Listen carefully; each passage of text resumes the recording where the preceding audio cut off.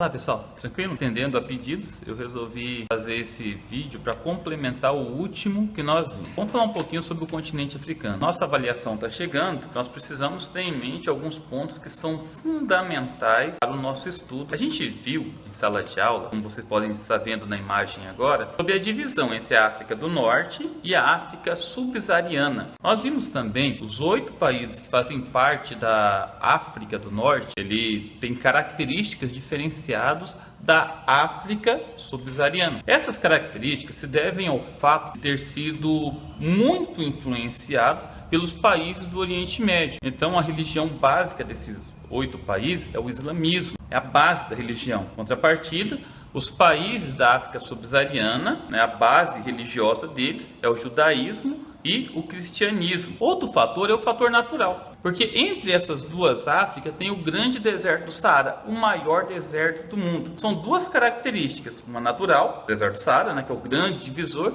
entre as duas Áfricas, como vocês podem observar na imagem, e também o divisor cultural, que é a questão religiosa. Os 8 países da África do Norte têm um contexto cultural muito voltado para o islamismo. A questão do IDH também pode ser levado em consideração. Contudo, eu quero que vocês sempre se lembrem, os países do continente africano apresentam graves problemas socioeconômicos. Esses problemas socioeconômicos, eles podem ser observados na saúde, na educação, nos diversos conflitos étnicos, propagação de doenças contagiosas, questão do índice de analfabetismo em boa parte dos países, principalmente nos países da África subsaariana. A taxa de mortalidade infantil é muito alta. Vocês se lembram, se recordam que nós estudamos na sala sobre a Serra Leoa? 167%.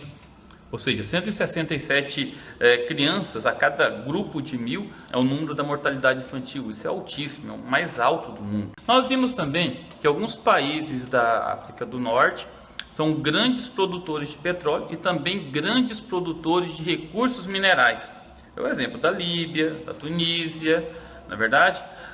Se eles são um grande produtor de petróleo, se é grande produtor de recursos minerais, então por que esses países eles passam por graves problemas socioeconômicos, problemas sociais, problemas econômicos? Por que esses países, já que é tão rico nesses recursos, passam por problemas? Ok, nós temos que levar em consideração alguns fatores que nós comentamos bastante em sala de aula. Normalmente países que têm muita riqueza mineral, muita riqueza advinda do solo, como é o caso do petróleo, esse fator beneficia uma pequena parcela da população, que consegue se suprir desses recursos, e acaba oprimindo grande parte da população.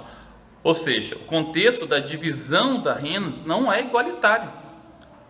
Boa parte das pessoas passam por graves dificuldades, eles não têm acesso a essa riqueza que a minoria tem. Vamos falar agora então sobre o turismo.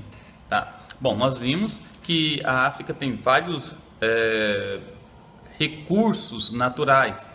A savana africana é belíssima, Os resorts que os turistas fazem pelo mundo todo, eles procuram muito as savanas africanas, a floresta do Congo. Eles buscam muito o Rio Nilo para poder conhecer as civilizações antigas, a origem das primeiras civilizações, não é verdade? Agora tem também os aspectos culturais, as pirâmides do Egito, a Esfinge de Gizé, os templos, enfim, são muito os aspectos culturais que fazem parte das belezas da África. O Egito é um dos países que é mais beneficiados com o turismo.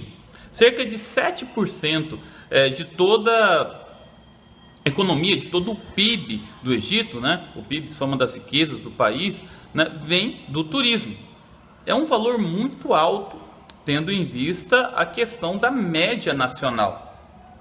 E tudo isso se deve aos grandes atributos culturais, as pirâmides, como já disse, aos templos, às grandes praias. É isso, galera. Eu espero ter contribuído com vocês. Não esqueçam de estudar bastante os quadros socioeconômicos, os problemas relacionados à saúde, à educação, os aspectos geográficos da África que a gente mencionou bastante em sala de aula. ok? Até a próxima, fiquem com Deus.